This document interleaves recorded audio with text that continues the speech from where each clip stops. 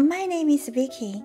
I live happily with my beloved husband and our 2 children. I have an older brother who is 3 years older than me, and we both grew up in a spacious house located in the center of the city. The house was purchased by my late father after he married my mother. Looking back, it's truly amazing to think that we had such a large house in the city. As a child, I had no idea about such things and was raised in that house with a loving but slightly strict father and a mother who always wore a gentle smile. I had a happy childhood. However, my beloved father passed away about 3 years ago, and since then, my mother has been living alone in that big house. Without my father, my mother's condition deteriorated rapidly. Although she wasn't physically ill, losing the father she loved so much seemed to drain her energy and vitality. Every time I saw her, it felt like she was getting smaller. Although I visited my parents' house regularly, I couldn't help but worry about leaving my mother alone like that. However, I was already married and living far away from my parents' house. Moreover, my own children were about to face high school entrance exams. With a daughter in the final year of junior high and a son in elementary school, it wasn't easy to move easily.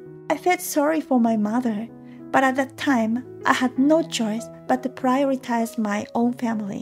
One day, there was an opportunity for my brother's family and mine to gather at our parents' house. My brother and his wife also had a child who would be taking the university entrance exams next year. So, I thought it was a good chance and mustered up the courage to ask my mother, "Hey Mom, aren't you lonely living here all by yourself? I know I don't have the right to interfere since it's been you and Dad who have taken care of this house, but I can't help but worry about leaving you alone, Mom." My mother looked at me and smiled. "You know, I've been thinking about it too. It's time for me to consider things more seriously. But this house holds precious memories of our time as a family," she said so. At that moment, I realized that my mother had been contemplating various things in her own way. However, my brother interjected, "Don't even think about selling it, okay? This is the house I grew up in. It holds memories for me, and it would be troublesome if it were sold without my consent." He said so, selfish as always. I immediately retorted, "But it's really tough for Mom to live alone in this house, you know? Don't you understand, big brother?" "What's so tough about it? Mom has been in this house all this time, and nothing has changed since Dad passed away. We visit regularly, so there's no problem." And then even my sister-in-law joined in. "That's right, Vicky. Isn't it important to prioritize the opinions of the eldest son in matters like this? You are a daughter-in-law now, so you should just quietly listen to what we say." She said such things. I continued arguing. But in the end, Mom is the one managing everything. She takes care of the cleaning, the garden, and everything else all by herself. It's obviously tough. Even when I said that, my brother and his wife paid no attention and continued playing with their smartphones. Realizing that further discussion would be fruitless, my husband and I decided to leave first. In the car on our way back, I couldn't help but mutter to my husband, "Am I doing something wrong? I'm just worried about Mom. That's all." Feeling down, my husband said to me, "I understand what Vicky is saying, and I don't think she's wrong. But ultimately, it's not up to us or your brothers to decide. It's your mother, right?" He said so, reassuringly. My husband made me realize that I shouldn't prioritize my own feelings alone. What Mom wants is what matters the most, right? As I said that, my husband looked at me and smiled. The next day, I made up my mind to contact my mother again and properly understand her feelings. The next day, as I was about to call my mother, my husband spoke up. "Vicky, I was thinking, what if your mother lives with us?" "Huh? Live with us?" I was taken aback by my husband's sudden suggestion. "No, it's just a hypothetical situation. If your mother really wants to live in that house or doesn't want to sell it, or if she wants to go to a nursing home, then it's a different story. Wouldn't that be more reassuring for you, Vicky? I don't mind." Saying that, my husband gently patted my back.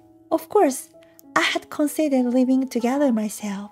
However, I felt happy that my husband was the one who proposed it. Taking that into consideration, I made a phone call to my mother. Mom, about yesterday's conversation, what do you really want? When I asked, you know, dear, this house holds so many memories, and I love it. My mother started talking, saying those words. But now that I've grown older, this house feels too big for me. You and your siblings have built your own families and are doing well. I've been thinking that it might be okay to let go of the house. I might need care in the future, and I'm considering moving to a facility that can provide for that. But if I do that, there's the issue of your father's altar. Saying that, her distress could be felt even over the phone. Feeling that living together at home might be the best option after all, I talked to my brother about it later. But as expected, he opposed it. Are you serious about selling it? Our cherished family home? That's unthinkable. Besides, finding a big house like this in New York is not easy, you know. Exactly, Vicky. Don't you realize how fortunate it is to have a family home? The location of this house is guaranteed to increase in value in the future. As grown-ups, you should understand, right? Even my brother's wife joined in, vehemently opposing the idea of selling our family home. No matter how much I tried to convince them, neither of them budged, and they remained adamant about not selling it until the very end. So, I suggested, well, how about if you and the kids live here with Mom? But my sister-in-law quickly responded, Living together is impossible. We need our own private space, you know? And we have kids too. Our child is preparing for university entrance exams. Do you think it's a good idea to add the stress of moving or living together right now? She firmly rejected the idea. Even though my brother and his wife claimed that they didn't want to sell the house and wanted to cherish it, they refused to live with our mother. I couldn't quite understand their feelings. It didn't sit well with me. I thought it would be pointless to discuss it further, so I decided to stop pushing for living together. Then, I suddenly recalled my husband's words. Hey Mom, why don't you live with our family? My mother looked surprised and troubled at the same time. I'll pass on that. You have your own lives too, don't you? She said. But when I told her that my husband had suggested it and that the children were excited about it, then how about letting my brother and his wife live in this house? I informed my brother and his wife. Huh? Seriously? Is it okay? Her eyes clearly started to sparkle. Are you really sure? Thank you so much. My sister-in-law's voice became even more cheerful. It seemed like they had been waiting for these words from our mother because they readily accepted her proposal without any hesitation. It's perfect timing since our child wants to go to university in New York. We are grateful. Saying that, my sister-in-law was overjoyed and floating on cloud nine. Seeing my brother's couple's behavior, my mother said, make sure to clean the entire house diligently. On the 6th anniversary since your father passed away, I plan to invite relatives and family over. Promise me that you will take good care of this house until then. Can you make that promise? As my mother drove the point home, my brother and his wife responded, Of course, leave it to us. Their response seemed half-hearted, as if the prospect of being able to live in this big house in New York brought them considerable joy. They didn't appear to be listening seriously to my mother's words. Instead, they immediately started searching for moving companies on their smartphones.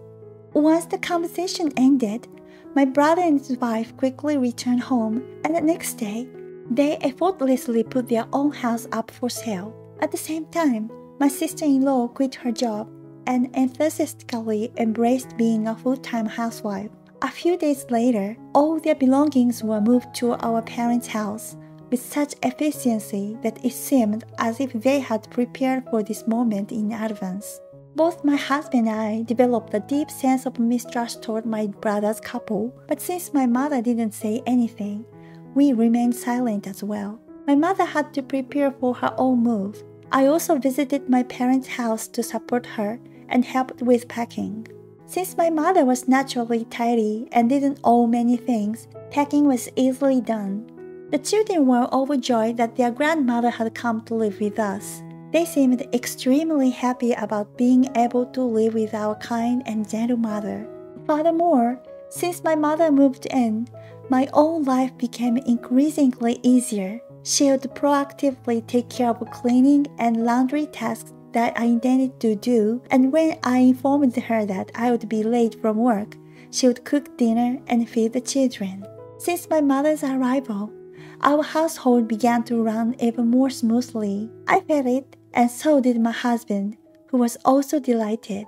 With my mother providing support and taking care of many tasks that used to consume our time, my husband and I had significantly more time to spend with our children compared to before. The fact that our children were happy brought us joy, and I also noticed that my mother's energy was gradually returning. Her smiles increased compared to when she was at her own home, and she regained her lively and articulate way of speaking, just like before. It might have been what I wanted to believe, but ever since we started living together, my mother became brighter and more energetic, as if she had returned to her former self. A few years passed. We had gotten used to living with our mother, and we reached the 6th year since our father passed away. Once again, all the relatives gathered at our parents' house, looking at our father's photos and reminiscing about memories. Later, we were supposed to move to our father's nearby grave. When we entered our childhood home after several years, an unbelievable sight unfolded before us. The room seemed superficially clean, but there were spots covered in soot and dust accumulated here and there. Even the once immaculate large windows had rain streaks and dirt clinging to them, making us wonder when they were last swiped. There was a thick layer of dust on our father's photos. My sister-in-law was supposed to become a full-time housewife when she moved here. Then, what's with the state of this house? My husband, my mother, and I noticed the reality and exchanged glances. However, whenever we tried to say something, my brother and his wife would purposely act busy and evade the situation. We reluctantly decided to wait until the other relatives arrived. Gradually, more relatives gathered, but as soon as they entered the house, they also sensed the odd atmosphere that permeated the place. Uncle, who was my father's older brother, glared at my brother and his wife with an intense expression. Hey, what on earth is going on here? I heard you guys are living here now. In response to Uncle's question, my brother and his wife made an excuse. Yes, we are living here, but we are busy every day. I heard you were a full-time housewife. Don't you have any time to clean even once every few days? As they were being confronted with this question, my brother and his wife remained silent and nodded. Unable to tolerate the situation any longer, Uncle's face turned red and he shouted, This is outrageous. You are in for some serious consequences. It's been a while since I came to this house, and as soon as I entered, I knew it hasn't been properly maintained. It used to be so clean every time I came here, but it's clear that you haven't done anything. He continued, his intensity overwhelming and unfamiliar to us. My brother and his wife, as well as my husband and I, were all taken aback. Well, but... Brother was about to say something, but Uncle interrupted him. There are no buts. Don't make excuses. This house was cherished by your younger brother, and then your mother took care of it. Yet, in just a few years, it has become like this. Uncle's eyes filled with tears as he spoke. The house that his brother had protected had been left in such a state. Anyone would feel anger in such a situation. Do you, who can't take care of this house, have the right to live here? When Uncle asked the question, my brother and his wife turned pale and fell into silence. The atmosphere in the room became tense. Then Uncle turned to my mother and said, Did you tell Vicky about that? About what? I had no idea what Uncle was referring to with his statement. Mom, What is he talking about? As I asked, my mother turned toward me and spoke. Actually, your father left a will. He wanted to pass this house to you, Vicky. Huh? To me? Then I listened to my mother's story. It turns out my brother had been burdened with debts and had received a large sum of money from our father while he was alive. It seems that for our father, it was a gift to my brother during his lifetime, and he wanted to leave this house to me at the very least. Vicky, it's up to you to decide. What do you want to do with this house? When she asked me that, I answered clearly. I believe that you, Mom, have the strongest attachment to this house, so I want you to do as you please with it. That's the answer I've decided on. Upon hearing that, my mother shed tears and murmured, "Thank you." In the end, it was decided to sell this house according to my mother's wishes, and my brother and his wife were immediately evicted. This was partly due to my brother's wife quitting her job and living a lazy lifestyle as a full-time housewife, which had drained their savings almost entirely. As a result, they couldn't afford to live in a house with the same spacious layout as the one they lived in before moving back to our parents' home. Now, it seems they are living in a small apartment with their family of 3. In the end, they couldn't even pay for their child's university tuition, and their son ended up dropping out. This triggered a huge fight between them, and their son eventually moved out of the house. On the other hand, with the money from selling our ancestral home, my mother built a new house for us to live in. Of course, each of us has our own room, and both my husband and children are delighted. We had never lived in such a spacious house before, so we were thrilled about our first large single-family home. Seeing our excitement, my mother also looked satisfied. I still look at my father's photo every day, and recently, it seems like he's smiling a little bit.